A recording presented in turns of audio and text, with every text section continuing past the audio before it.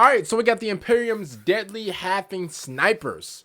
I don't even know what this means, but let's get into it. Let's go. You know, I absolutely. Oh, by the way, make sure you guys like my Twitch, or sorry, make sure you guys follow my Twitch down below. I'm actually going live on Twitch later today at around 8 p.m. Eastern time. I don't know what game I'm going to be playing, but you know, listen, I'm gonna figure it out. Absolutely love halflings, hobbits, and Shout out to folks of Weshammer, all man. kind. Doesn't matter what franchise they come from. I love how silly they are, how they love to cook, and how that's somehow always incorporated into their battle strategies. And most importantly, I love how wildly creative their lore and unit choices can often be across different RPGs and tabletop wargaming systems. I mean, just look at these dudes. How could you look at this and somehow not immediately think to yourself that this is what the peak of performance looks like? Well, I wouldn't say that. I mean, you know, unless I'm looking at either, like, I would say this only like if I'm looking at like LeBron James or like Vulcan or something like that. Then I'll be like, okay, this is what greatness looks like. You get what I'm saying? And by the way, if I keep looking over to my right, by the way, I'm still listening. By the way, it's just I got a game of Madden going on to my right, so I'm gonna be multitasking a little bit, and I'm gonna be opening up some Madden 25 packs while I open this up. So I know this is kind of ghetto, but I promise you, I'm gonna still be listening. Don't worry. Now, when I was still brand new to this franchise, I knew that 40K was supposed to be Warhammer Fantasy in space, but the nuances of that were admittedly kind of lost on. Me too. I thought Warhammer 40K was nothing but like space-like type of like, you know, type of things or whatever. But turns out, bro, I didn't learn about Warhammer Fantasy till like months after I got into Warhammer 40K. You get what I'm saying? And so, and then after that, I learned about Total Warhammer and stuff like that. Cause I'm thinking everything was all connected. Turns out, Fantasy and 40K is completely different. On Fantasy, you're all on like one planet. You get what I'm saying? And then like each like, you know, I guess you could say continent or each country. I don't know about the country part, but each like continent had like different like, you know, races and stuff like that. So I got that the squats were supposed to be the dwarves and the ogrins were supposed to be ogres. Ew. But I found myself sitting there like, where are the halflings? Well, imagine my absolute delight when I found the ratlings, hobbits in space with sniper rifles. It honestly doesn't get any better than that. They thugging like that?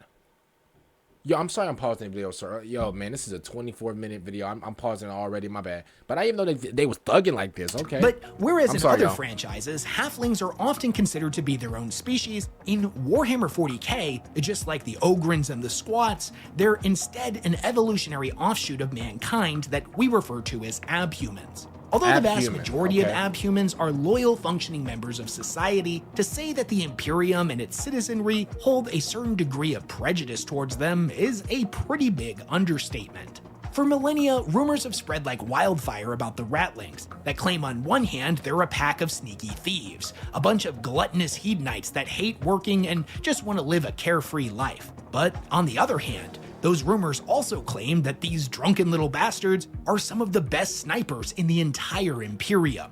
But is there any truth to any of these rumors? In addition to sniping, what are the ratlings' roles within the astra militarum? Where do they come from and what is their history? How are they viewed by the Imperium and how has their lore changed over the years? Well, in this video, we're going to learn everything there is to know about the ratlings, and we're even going to take a sneak peek into some of their new lore that was included in the brand new Warhammer 40. Ratling, Hardbit, Rattling, Vox Thief, and we got Big Shot. Okay. Yo, I didn't even know that like that fantasy, like that Warhammer Fantasy had snipers like this. Okay. 1000 kill team set, Brutal and Cunning, as Games Workshop was nice enough to provide me with a preview copy. Now don't get me wrong, I love that we got brand new models for the ratlings and they're great, but I'm all about the juicy new lore tidbits that come in the book that's in the set. And to this day of me like, you know, checking out Warhammer, whatever, I have not gotten like any book at all. Now, I know there's like audio books and stuff like that, but I'm gonna just keep it real for what it is, right? And you know, I'm just as honest as like any man, right? Yo, the only book that I read on like a current like dated, I won't say day to day, let me not lie. But the only book that I read, you know, not day to day, which I should, is the Bible. Okay. You know, I try to read the Bible, you know, every now and then. Should I try to read it every day? Yes. Is that my fault? Yes. But whenever it comes down to other books and stuff like that, I don't know. I just feel like maybe I'm like, you know, maybe I'm like growing up or whatever, but I feel like books are like, I feel like when I was younger, I would call books boring, but as I get like a little older, it kind of feels kind of like it feels like and yo, tell me if I'm weird or whatever, but it feels kind of like it feels cool to like touch a book. I feel like I'm touching something like real. You get what I'm saying? Like, because obviously like everything's online and stuff like that. And when you haven't picked up a book in a long time, and whenever you pick up a book and like you flip through it, you're like, yo, this is what like this is like, and you feel the pages a little bit. Yo, maybe I'm weird. Maybe I'm weird, but like sometimes you're like, damn, like this is a book. Like this has information. You get what I'm saying? To be honest, after reading it, they're going in kind of a dark new direction with the ratlings. Alright, with all that said, let's dive headfirst into the grimdark. Alright, let's get but butt naked. first, Let's go. This video is sponsored by Hero. Now y'all know Weshammer's my boy. We let his ad go. Like I said again, if I'm looking over here a few times or whatever, listen, I'm still listening. Do not worry, I can listen and play games at the same time. I'm playing Matter right now. I'm trying to get my ultimate ream up, and yeah, I'm trying to get these new players and stuff like that. So don't mind me. I'm still listening. I'm still looking, by the way, and yeah. By the way, shout out to Weshammer. Wars, who, thanks to an epic collaboration between Paramount Pictures and Nexus, just added the iconic Teenage Mutant Ninja Turtles to the game. That's right, We're gonna let your his favorite ad play heroes out. in a half shell are joining the world of Dominion. And this is way more than just a character drop. It's an all-new adventure that you're not gonna want to miss. From December 2nd until December 21st, Hero Wars is running a huge special event featuring the Ninja Turtles, where you can discover their journey into Dominion, unlock their secrets, and fight alongside these amazing heroes. And the best part is, you can add these heroes to your squad for free, so don't miss this opportunity. But that's not all. Be on the lookout for some limited time offers, including iconic characters like Shredder and Casey Jones skins that'll power up your heroes like never before. Here's the thing, if you want to get in on the action and collect all these unique rewards, you're gonna have to be fast, as once this event wraps up, the turtles are no longer going to be available. So don't wait. Mark your calendars, rally your friends, and start playing Hero Wars for free today. The game is available on mobile and can even be played right in your browser on the next tab. Download Hero Wars for free today using my link in the description, and I'll see you in game. Let's make this event legendary. Big thanks to Hero Wars for sponsoring this video. All right, we're good now. Let's go. He should be getting into In order it. to understand the ratlings and their place within the Imperium, we need to go back more than 30,000 years to when mankind first began spreading out past the boundaries of the Sol system in order to colonize distant worlds. Now, sure, some of the planets that mankind would come across were pretty similar to ancient Earth. Others, however, had some pretty strange properties. Whether they be bathed in the radioactive light of baleful stars or be subject to extreme gravitational distortions. Over the millennia, the people who lived on these hazardous planets would begin to evolve and mutate in order to withstand some of their extreme conditions. There's even some evidence to suggest that humanity's ancient ancestors may have played a role in this rapid evolution through genetic engineering. Oh, there we go. There we go. Genetic engineering. They over here trying to fix up trying to fix up something that shouldn't be fixed up. Trying to move around some DNA that shouldn't be moving around. Bro, see, that's what happens, bro. Listen, I don't want to, like, it's not on, like, the same, like, length or whatever, but, like, Weshammer, like, the GOAT, he basically just said it. Bro, like, they mess with the genes and stuff like that, bro, and that's how it happened. That's how it happened. Bro, some dude ate a Mondo burger. Bro, his kids came out built like the Big Show. It is what it is. Like, bro, am I wrong or what? Like, that's just what it is. That's crazy, though. That's crazy. Bro, I hope humans don't do that, bro. Now, listen, by the time I get old or whatever, I don't know how, like, I don't know how everything's going to look. I mean, to be fair, granted, when I was, like, really young or whatever, early 2000s, because obviously I grew up in the early 2000s, which is, like, the best time, like, ever. But, I was actually born in the early 2000s as well, so I'm not unk or nothing like that. Bro, I had somebody call me unk yesterday, bro. I wanted to flip out. But yeah, growing up in like the early 2000s or whatever, and 2008, 2010, whatever, and I was like a little boy. I will say, back in those times, we thought, okay, once it hit 2020, 2021, and all this stuff like that, there's gonna be flying cars, and there's gonna be flying trains and all this stuff. We're gonna be skateboarding in the sky and stuff. Like, that's what we thought back then. But now, we get here, we get here. And we're like, okay, there's a lot of advanced things, but like it's not as advanced as we thought it was gonna be, you know, because we thought it was gonna be like flying cars and stuff like that in 2025. You get what I'm saying? But turns out, you know, luckily our wheels are still in the ground. Normally, such changes would take hundreds of thousands or even millions of years to become prominent.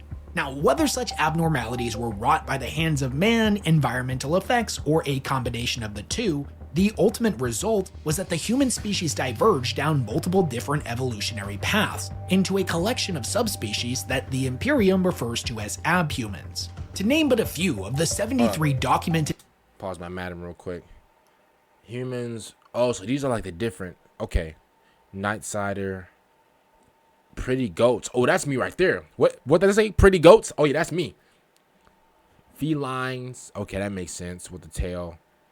Mutants in our mids. Okay, wait. In our what? What did I say? Okay. Scales. Long snakes. Is this a lizard right here? Okay, gland warriors. Yeah, hey, I'm pretty goat. That's me. I'm pretty goat. Listen, I don't want to be like narcissist or whatever, but I think this is what I am. Pretty goat. Beast man. Oh, that's me too. I'm not this thing, but hey, this thing right here, I think my face cam covering it, but it's this big dude that's built like Brock Lesnar and the Big Show combined. That's literally right behind my face cam. But okay. Abhumans currently known to the Imperium, we have things like the Ogrins, the kin of the Leagues of Votan, the Felinids, the Beastmen, and of course the subject of today's video, the Ratlings. Although it is believed that the Imperium was at least moderately more tolerant of genetic deviation while the Emperor still walked the stars, true acceptance of any form of mutation is now viewed as a grievous sin by the ecclesiarchy. In this age of superstition, where genetic abnormalities and spiritual corruption are often intrinsically linked, the Imperium citizens have been taught to view abhumans with a mixture of suspicion and contempt. Now, despite the beliefs of the general population, there is a clear distinction between an abhuman and a mutant. Abhumans conform to a recognizable human standard. Their offspring are stable in much the same way that their parents are, and are no more prone to further mutation or corruption than any regular human. Okay, so basically they're human, but like they're a little cracked. Basically, they look they look like something has been like surgically done. They basically been under the knife. Basically BBL powers. Basically, like a BBL extension of like what's going on. Basically, they just been under the knife. Basically, an abhuman is basically a human. So like that big orc, the ogre dude or whatever, like the guy that like Brock Lesnar and the Big Show combined. Basically, he's like an abhuman. Basically, he's still he's still human. He still looks human in the face, but obviously like how big he is and like how fat. I'm sorry, I don't want to get whole smashed, but how his weight is just bigger or whatever, and how big he is.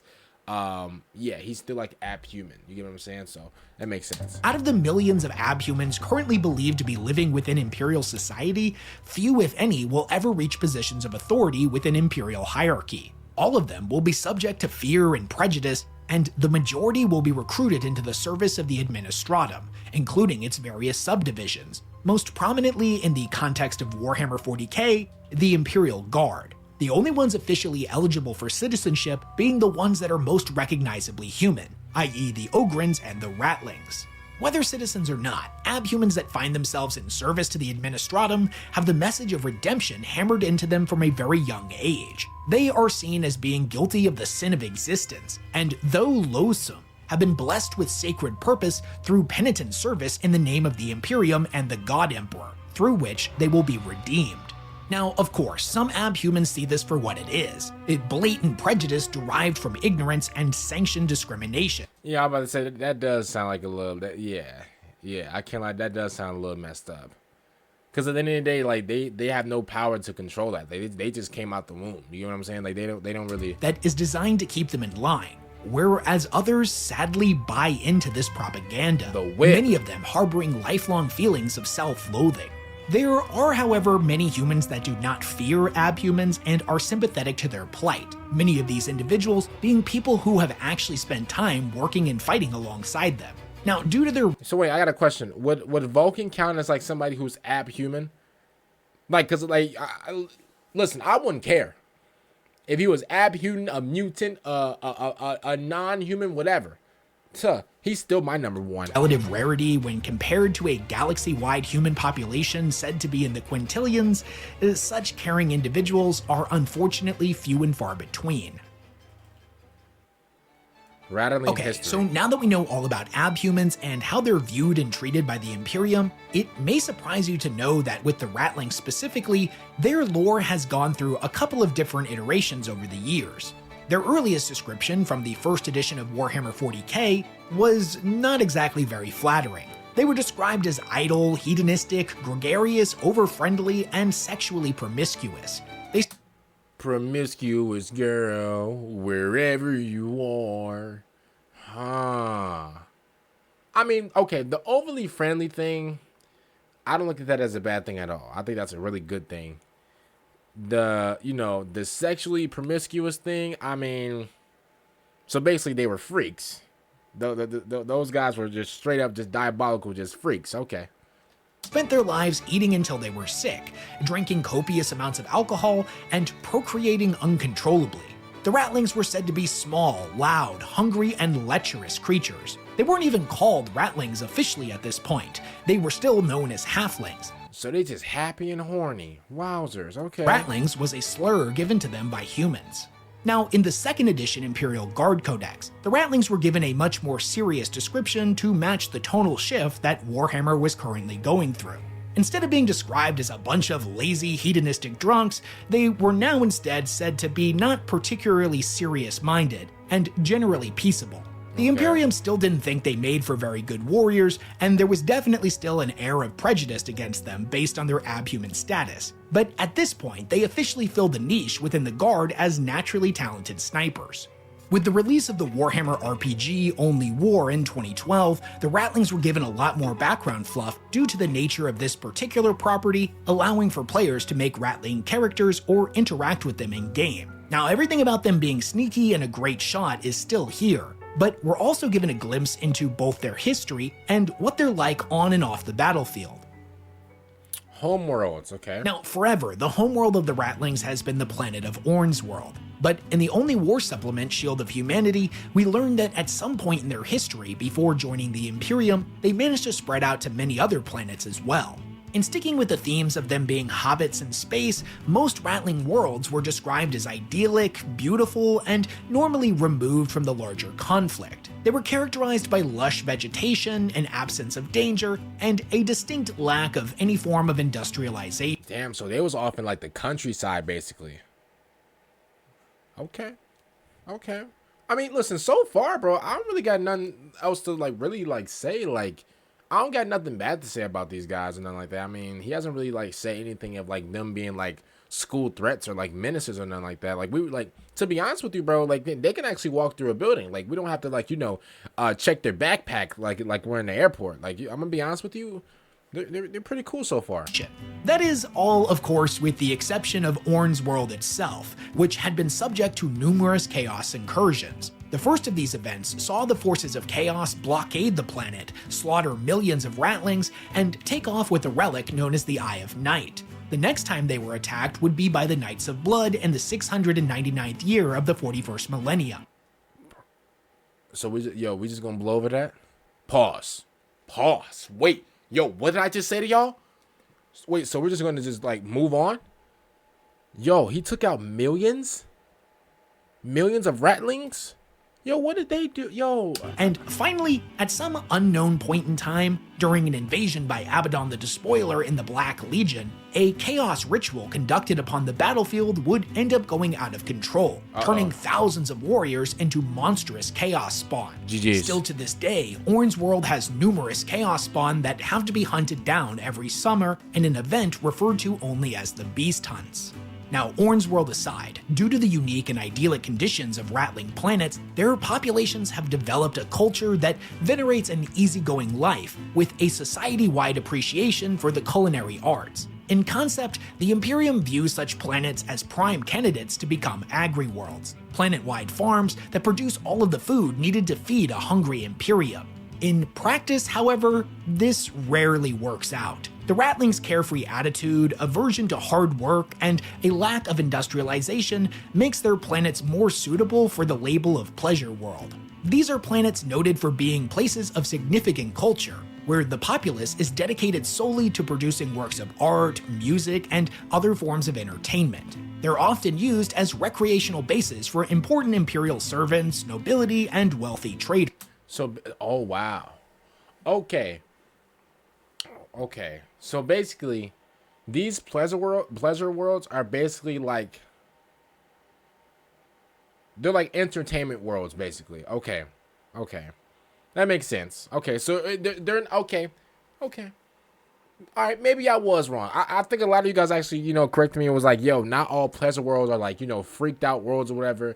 Some of them are like, entertainment worlds where like, where like, it's just straight, just like entertainment. Like there's no like labor, work, or nothing like that. And I'm gonna be honest with you, I was a little wrong. I thought that the word pleasure world just meant straight just dittiness. That's what I thought, but I was wrong. Whenever the tithe collection ships come to the Ratling planets, their contribution to the Imperial war effort primarily consists of manpower, soldiers taken to fill ranks within the astra militarum. The Only War RPG is also where we learned that not all of the Ratlings would end up filling combat roles. Some were employed by the militarum or the administratum for support roles, most commonly as cooks, a role that, coincidentally, they were pretty well suited for. Oh, okay. Even the worst of them was capable of taking a handful of simple ingredients and a few rations of corpse starch and whipping up a gourmet meal, okay, something that was Chef always appreciated by other soldiers who were used to eating the worst food imaginable. That being said, the Ratlings did. They be eating that human starch. Y'all remember that? Oh man, y'all remember that human starch, bro? Oh man. Yo, there was a video. I think it was what was his name? Lupian 09, that's whatever. He created a video and it was like the worst jobs of all time, right? Bro, when I tell you the first time I heard about human starch, man, I wanted to jump, bro. Ooh, I can't say that. Yo, hold up, I can't say that. I cannot, yo, I was about to say I was about to, I wanted to jump somewhere. Yeah, I cannot say that. But listen, man, the first time I ever heard about human starch in Warhammer, bro, man, I wanted to do something devious, bro. Nasty work, y'all. Legit nasty work. Have a bit of a mixed reputation, as rumors would spread about them being a pack of black marketers, scavengers, and pickpockets. And in fairness, these rumors were not exactly incorrect. The Ratlings had a reputation for stealing anything that wasn't nailed down, and the rats. What are we talking about, bro? They're not necessarily rats, but like, bro, they're. I mean, what do you expect, like, bro? Like their jobs is just to cook. Like I feel like it's part of their nature a little bit. I mean, listen, maybe it's just I don't want to be the guy that's like, oh, okay, well, so you looking at somebody, you're judging somebody off their looks or whatever. Maybe a little bit. Like, I mean, don't we all do that? Yo, keep it real. We all do that, bro. Listen, let's say like you're just, I don't know. Let's just say, listen, I'm about to sound a little, a little racy right now, but I'm just keep it real. Like as a black guy, bro, I'm gonna just keep it real for what it is, bro. If me and my boys, well, not even just me and my boys, but like if me and like random people are playing like, basketball, whatever, in like a gym, in like a LA Fitness. Keep it real for what it is, y'all. I don't even want y'all to sit here and lie. Keep it real for what it is. I don't even like, I know some of y'all gonna be like, oh, well, I never got those thoughts before. You're lying. Listen, you ever go to like a LA Fitness or like a 24/7 or whatever, like gym or whatever, and they have like a gym, and you go inside the gym, you play random like 5v5s or whatever with like random people versus like just random LA Fitness players, right? You get done with the game or whatever, you dapping everybody up, good game. And then you see either one or a group of YNs walk in. They got the hoods on, they looking devious. They look like they just got done, man, just robbing somebody, bro. And I'm a black dude saying this, keeping it real. Bro, you see them walk in, whatever, they got the hoods on. They looking devious, bro. All of a sudden, you smell a certain type of smell that you smelled before. You're like, oh yeah, man. They just came back from just, getting some McDonald's or something like that. The munchies is killing them. Bro, they walk in the gym, bro, they got the hood on, they looking devious, not a smile in sight. But then let's just keep it real for what it is, right? And then you start getting like some thoughts. You're like, all right, cool. Let me put my book bag over here. Yo, I'm a black dude saying this. I gotta say it.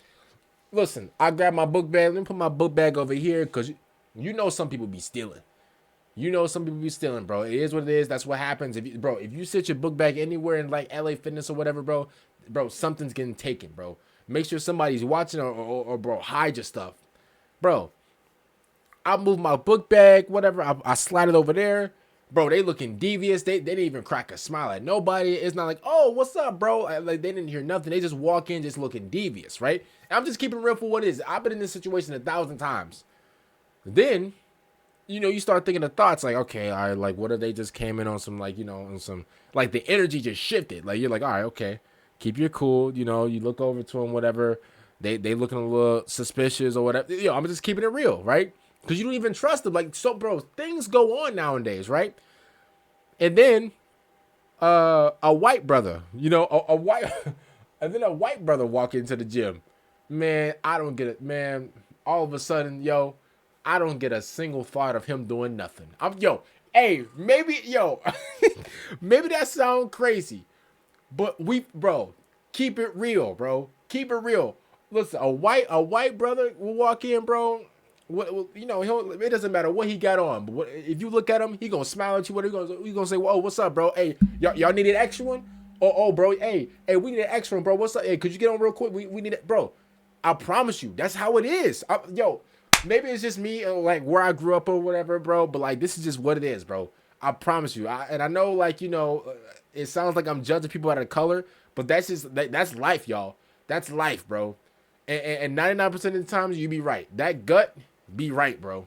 That gut be right. I swear to you. So if that related to y'all a little bit, just know you were real with it. If that didn't relate to you, you want to say, oh boy, you just being a little, hey, I'm sorry, but that's just the life that I live, bro. Like maybe that's just me, but y'all let me know in the comments down below. No matter how many times they were brought up on charges of larceny, in each and every instance, all of the contraband and stolen goods would have mysteriously disappeared. In some instances, they were even noted for looting enemy vehicles and weapons, sometimes for profit, and other times just out of idle amusement. I don't mind that. I mean, they're just trying to get the loot. I mean, it is what it is. Whenever ratlings would end up joining a guard regiment, word would quickly get around that if there was something you wanted, these were the guys to go to. As long as you showed them the respect they deserve and never attempt to pull one over on them or renege on a deal, they'll make sure that you're well taken care of.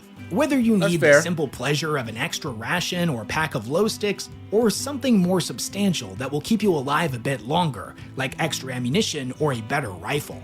Whether on or off the field, ratlings presented an interesting conundrum for commanding officers. On one hand, their thieving, underhanded ways were at odds with the strict discipline required within the guard. But on the other hand, the boost to morale they brought with them was undeniable. Honestly, most regimental commanders were happy to have them attached to their formations, and more than one colonel having been documented in the past as pulling rank in order to get a ratling chef permanently transferred to his or her platoon. And wait, they did all that just for a rattling chef? Wait a minute. Yo, they really cooking it up like that? Gordon Ramsay? Ratatouille? Okay. A few supplies going missing from time to time was a small price to pay in exchange. Ratling companies traditionally would be broken down into squads or even individual specialists and then distributed through numerous regiments and war zones. Although prejudice against abhumans certainly still existed within the guard, on the macro scale, a regiment was considered lucky to be blessed with support from a ratling platoon. For real? The only war supplement was also where the ratling leader figures known as fixers ended up getting fleshed out. Now these guys have a particularly sharp mind and even sharper wit. Individuals that could harness their intelligence and natural charisma to act as a mouthpiece for their squad when interacting with other units within the guard. Through charm, guile, and a little bit of false bravado, the ratling fixer ensures the well-being of those he considers his charge. Although this primarily applied for... I think that would be me. If I was in like the rattling squad or whatever, I think that would be me. I feel like I can definitely, like, you know, trick some people, whatever, and definitely like finesse my way to the top. To other ratlings, I their think I could do protection that. could also extend to other abhumans or even normal humans that have proven useful to the Fixer in the past. Now, a Fixer doesn't care about the rules or the hierarchy of command. The only thing that matters to him is getting the materials he needs in order to provide for his men.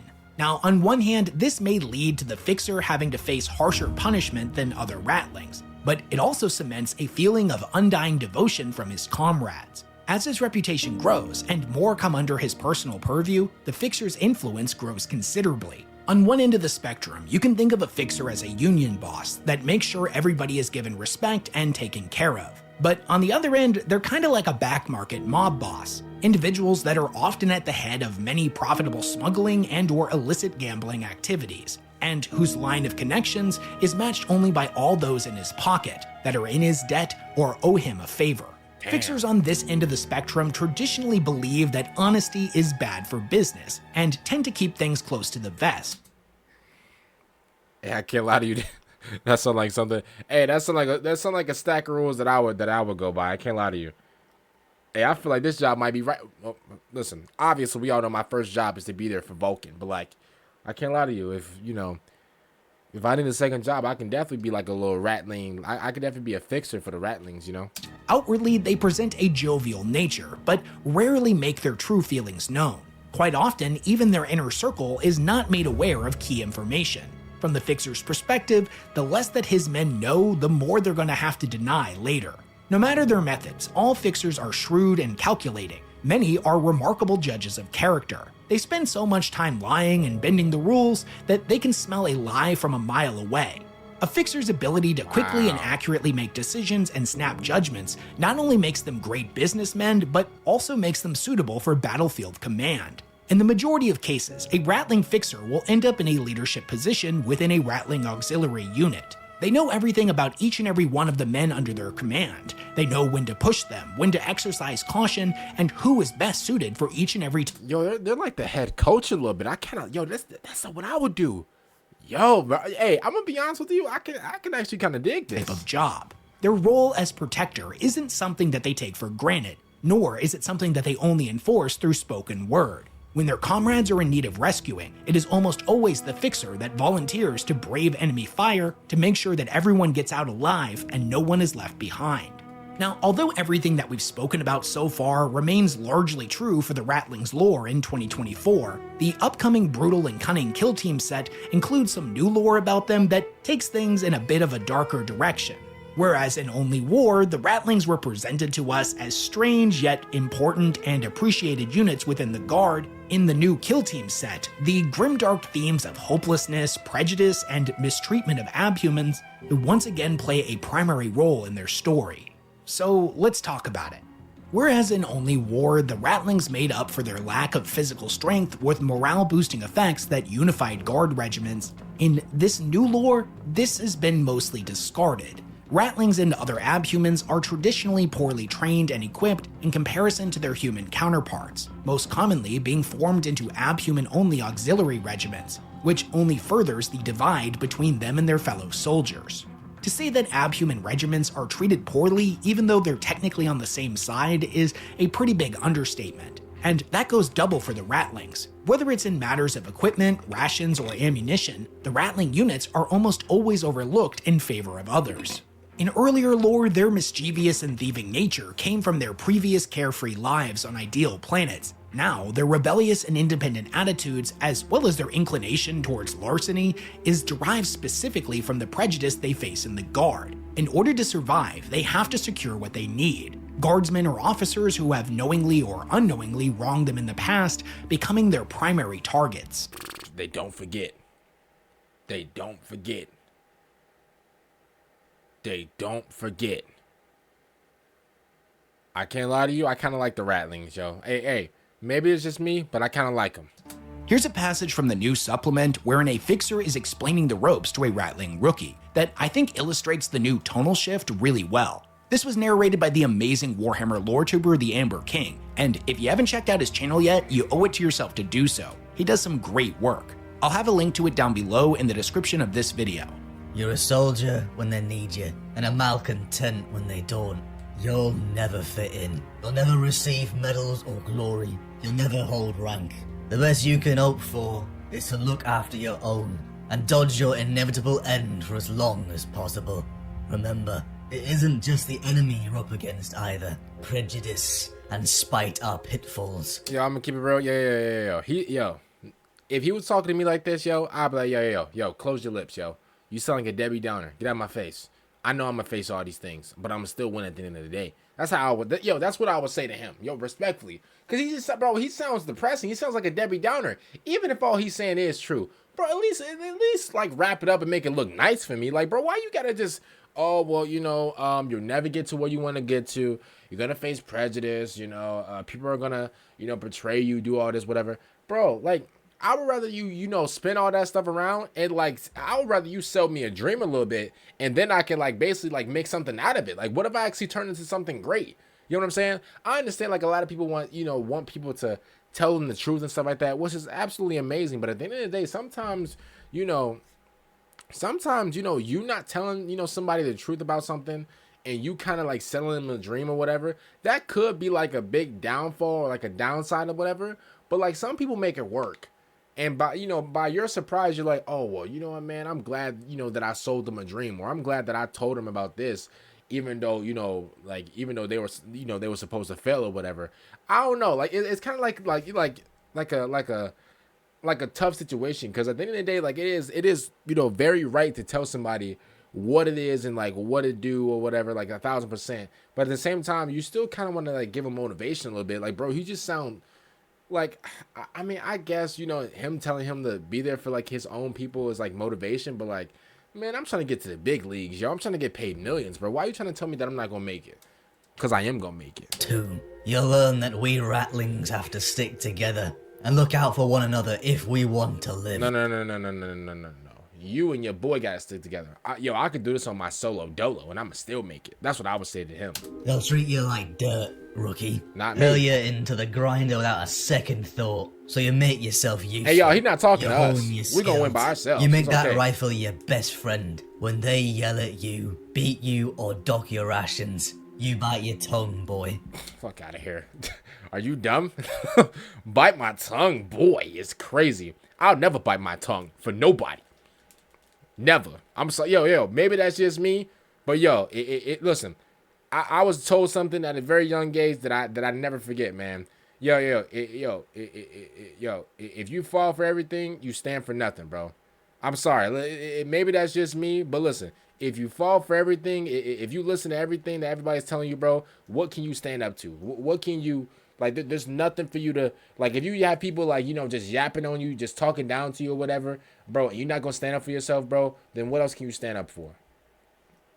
What am I doing? Just living just to live? I'm just living to just be somebody's, I can't say that because, YouTube, they going, yellow lark. But, bro, what am I like, bro, you might as well just try to go out. Listen, you might as well live, like, try to live, the way you want to live.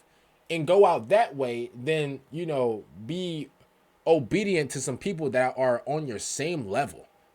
What the hell do I look like listening to somebody that's on the same level as me? You're a ratling just like how bro, you're a person that's able to, like, speak, eat, listen, speak, sleep, whatever. Bro, I can do that too.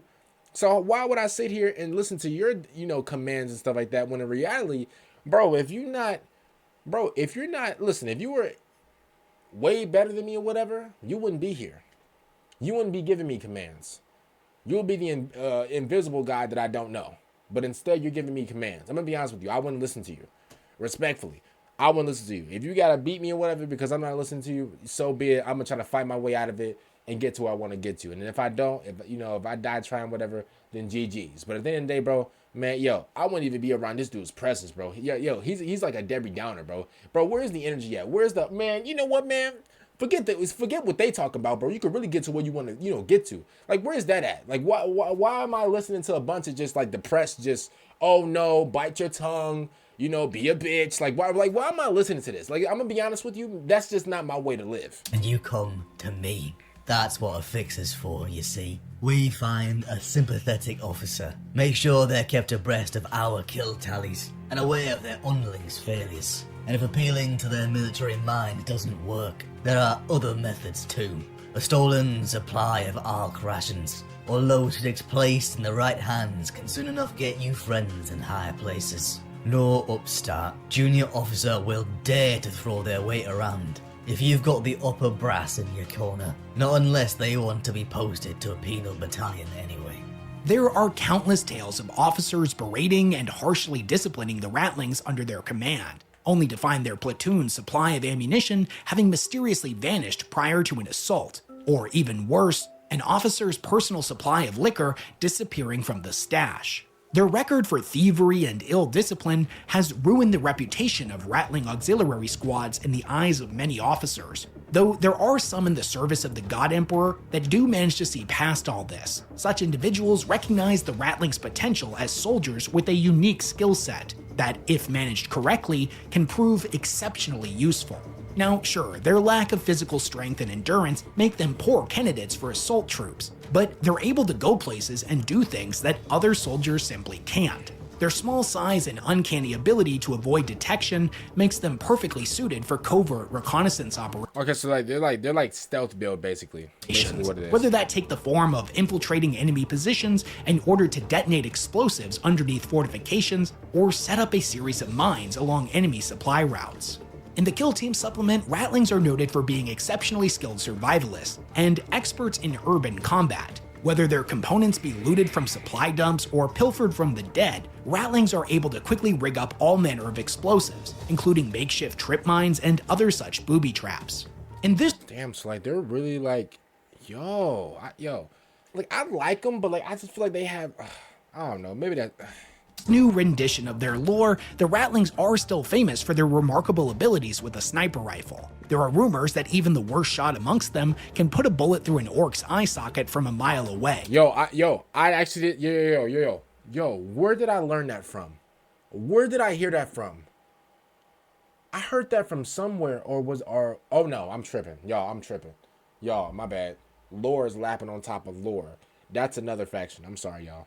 Or casually shoot the flies off of a grox. We know that many Ratlings are superstitious by nature, and that many of them have adopted the practice of a lucky round. They'll hold on to a single bullet that they deem lucky until the time comes where they must target a particularly large and powerful foe, kill an enemy that's wronged them in the past, or make a particularly tricky shot. As is to be expected, the weaponry most commonly wielded by the Ratlings are varying vintages and patterns of bolt-action sniper rifles, though a rare few have managed to get their hands on a more powerful las weapon variant. In the majority of cases, these weapons are not standard issue. Instead, they're cobbled together from salvaged or stolen equipment. Although some within the Imperium adhere to the Martian tech priest's fear of innovation, these are not superstitions that the Ratlings adhere to. Quite the contrary, they absolutely love tinkering with their guns, whether that take the form of modifying a las weapon's power pack, a sniper rifle's barrel length, or other such modifications designed to eke out additional range and stopping power. Most often, Ratling kill teams will be deployed to supplement frontline infantry, providing cover fire from concealed positions as their allies press the assault. In situations where close quarters combat is likely unavoidable, the Ratlings will often be paired with a unit of Ogrins. Ratlings and Ogrins have a long history and have often maintained strong bonds of friendship. The Ratlings know all too well what it's like to be an abhuman within the Imperium, and thus see something of a kindred spirit in these hulking brutes. For the Ogrins' part, they look at the Ratlings as their quote, little mates, and would it's like a wait, is my mic on? Yeah, it is on. I'm gonna say, so it's like a big bro, little bro, like type of like relationship basically. Gladly lay down their lives to protect them. Okay. When the enemy manages to get in too close, the Ogrins will hold the line, bashing in skulls and cracking bones, while the Ratlings melt away into the shadows and strike again from a better range. At the end of this video, I just want to say that if it wasn't clear, I'm a huge fan of abhumans, especially the Ratlings, and I'm really happy to see Games Workshop finally giving them some much needed love and attention. Now don't get me wrong, I like the more grimdark take that we're seeing with them from the new Kill Team set, where the Imperium's prejudice is on full display. It gives them an underdog quality, and you can't help but root for them. It also justifies them being a bunch of thieves, as their survival within the astra militarum quite literally depends upon it. I just hope that in this new grimdark direction that Games Workshop is going with them, they don't forget what made halflings and in turn their 40k counterparts so endearing, and not necessarily just being used as comic relief, but characters that add a touch of whimsy and even joy when things seem their darkest. And maybe that's something that might seem a little bit out of place in the grimdark future, but even still, I think it's important. Maybe here at the end of the universe, with 1 minute left to go till midnight, the carefree and jovial nature of the inhabitants of Orn's world is exactly what the Imperium needs. Big thanks to everyone who supports the work that I do, and I will catch you all in the next one. Shout out to weshammer, man, for this amazing video. Other than that, man, I actually had fun, you know, actually reacting to this video. Listen, I had a lot to say. And also, I mean, with the ratlings and stuff like that, I'm gonna be honest with you, they're kind of cool. I just wish they were more like, you know, obviously, like, they're there for like survival and stuff like that, man, but I just wish they were more like, you know, gritty and stuff like that. Because obviously, bro, if I was like a little fixer or whatever, bro, come on, man. Come on, man. Yo, I'll be the ruler of everything. I'll be like the first fixer, like, you know, ratling. They'll be like the ruler of everything. I promise you. Maybe that's just me. Other than that, man, make sure you guys are there for my live stream at 8 p.m. Eastern time on Twitch. I'm gonna be playing like video games and talking and stuff like that, like I usually do.